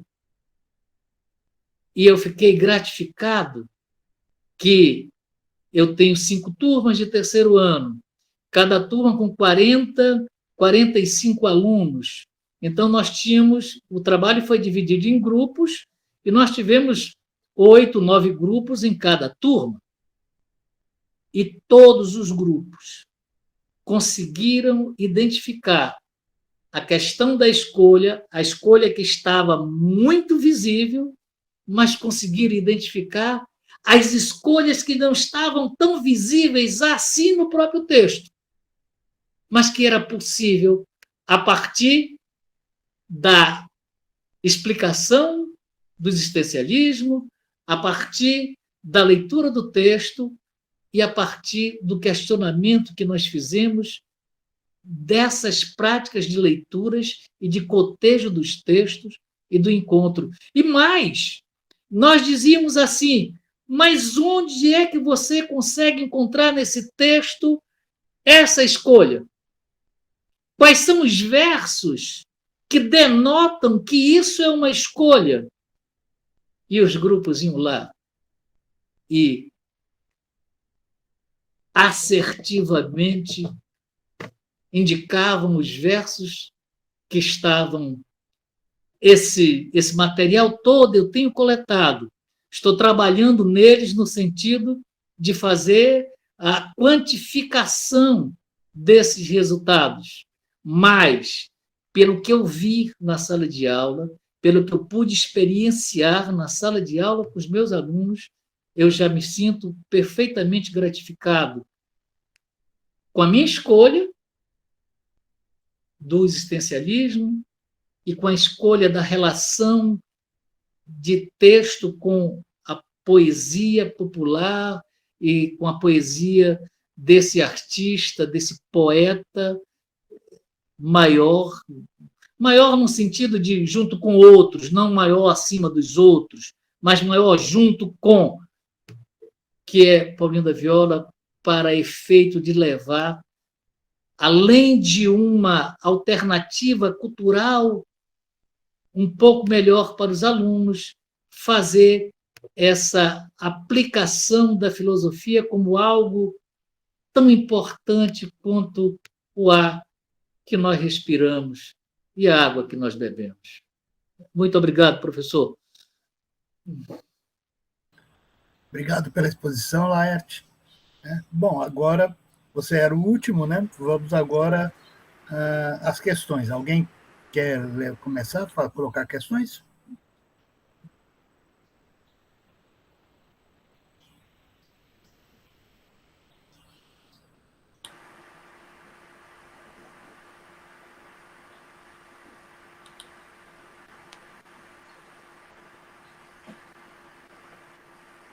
Quer falar, Giovanni? Quero. Quero inicialmente parabenizar aí os colegas pela apresentação de todos, e foi muito interessante poder acompanhar. Infelizmente, tive problemas aí iniciais com a minha apresentação, enfim, a internet não está boa, preparei tanta coisa para um dia e aquela lei do Murphy voou, né? O que tem que dar errado, dá errado e não teve como. Mas, Laerte, eu acompanhando a tua apresentação, você fala ali em experimentação. E é bem interessante tudo que você colocou, por conta de que o nosso aluno do ensino médio, realmente, ele não é um aluno que tem a formação em filosofia, né? Então, nós, como professores, temos que compreender que necessitamos transformar aquela filosofia acadêmica em algo que seja plausível para eles, por conta que eles não tiveram nenhuma experiência anterior, né? E eu tenho uma experiência já vendo isso daí. Eu não sei se no teu trabalho você chegou nesse tema, assim, que você traz essa experiência, se você chegou a trabalhar com a questão que o Bongal, o Walter Benjamin, fala sobre a experiência, né, da importância da experiência para o aluno, para a filosofia. Você chegou a trabalhar alguma coisa nesse sentido ou não?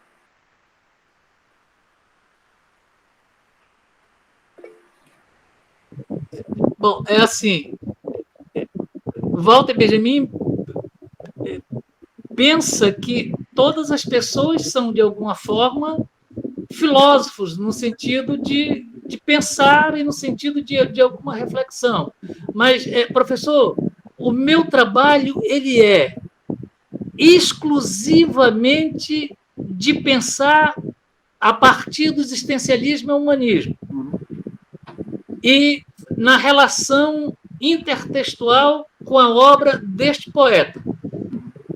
Ela não sai 1 milímetro disso, porque senão eu iria ampliar muito essa possibilidade E claro que a possibilidade de ampliação é uma coisa que está sempre presente e é bem-vinda, mas a minha proposta era trabalhar o existencialismo e o humanismo numa relação direta com o texto do poeta popular.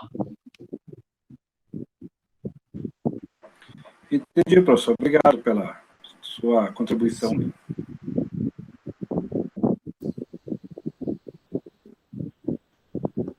Alguém tem mais alguma colocação para ser feita?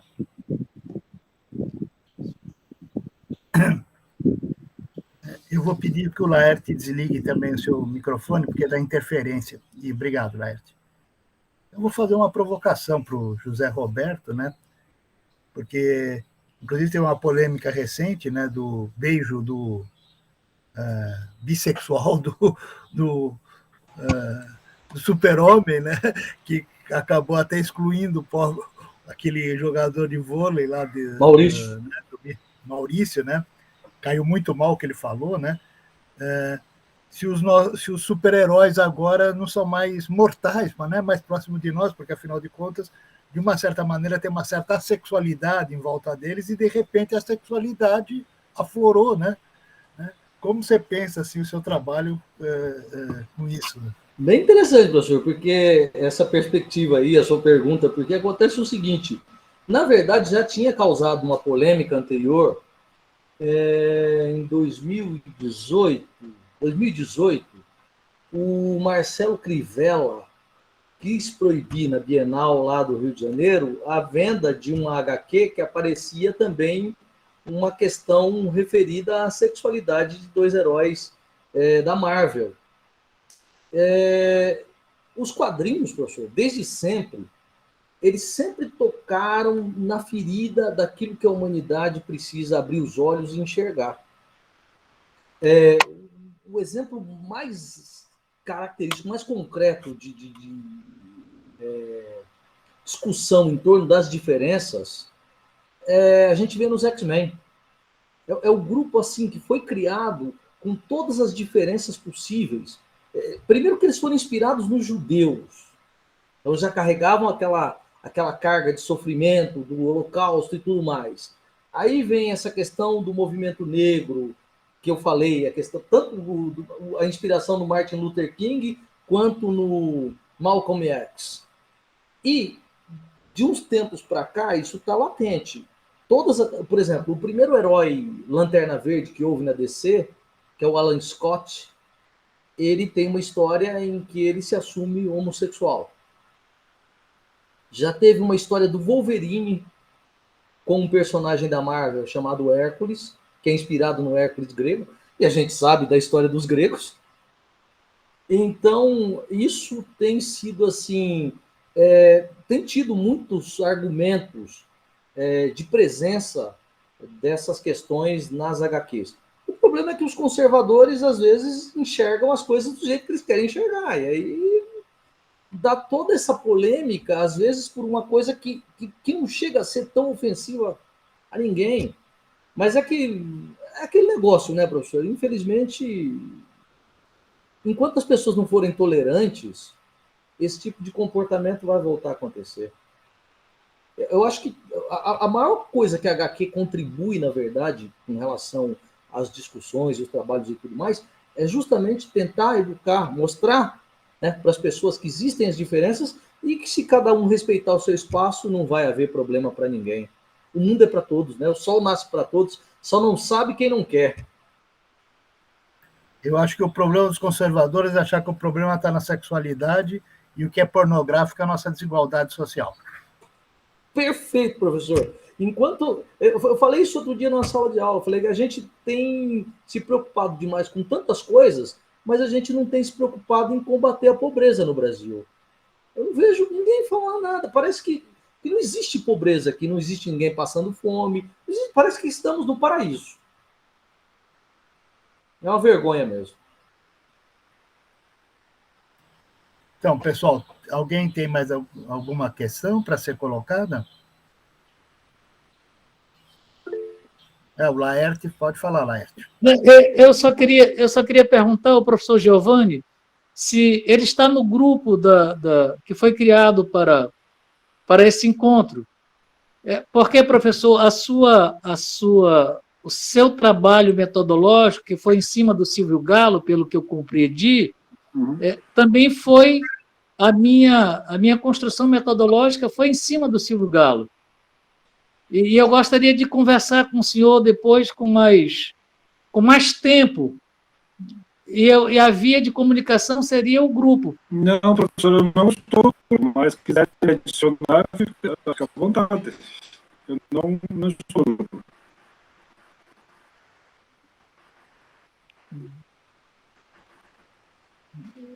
Era um grupo do WhatsApp, professor?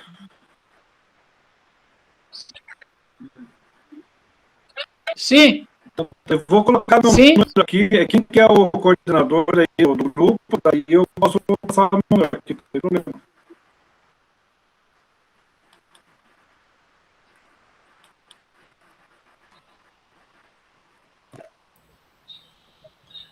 Bom, pessoal, se ninguém tem mais nenhuma questão para ser colocada, né, a gente pode ir encerrando os trabalhos. Agradeço a exposição dos 4 expositores, gostei das 4, muito interessante, né, instigadoras, acho que é legal trabalhar, todas as questões foram, acho interessante trabalhar com os alunos do ensino médio, né, é provocativa, faz eles pensarem, eu acho, né, e parabéns a todos vocês, né, e sucesso no seu empreendimento filosófico.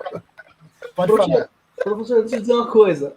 Eu estou até com a camiseta do Pantera Negra aqui, e o ator que interpretava o Pantera Negra, infelizmente, nos deixou recentemente, e o Pantera Negra disse uma frase importantíssima, interessantíssima no filme, que era: em tempos difíceis, homens sábios constroem pontes. Homens estúpidos constroem muros.